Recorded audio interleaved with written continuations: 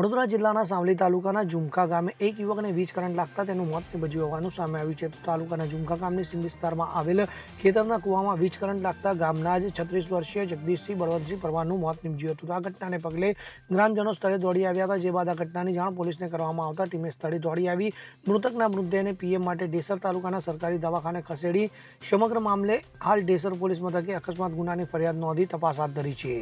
પરમાર મારા બોરે ચંદ્રસિંહ નટવરસિંહના બોરે પોણે વારવા આવ્યા હતા અને ત્યાં આગળ મોટરનો કોઈ વાળ ખુલ્લો હોવાથી પોણીની અંદર કરંટ જવાથી એ ભાઈને પોણી વારતો કરંટ લાગ્યો અને મૃત્યુ પામ્યા. કયું ગામ? ઝુમખા, તાલુકો સાવલી, જિલ્લો વડોદરા. સીમ ઇકબાલ લુહાર સાથે CN24 ન્યૂઝ સાવલી.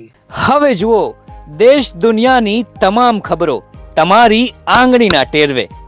ઉઠાવો મોબાઈલ અને ગૂગલ પ્લે સ્ટોર પરથી ડાઉનલોડ કરો અમારી CN24 ન્યૂઝ મોબાઈલ એપ.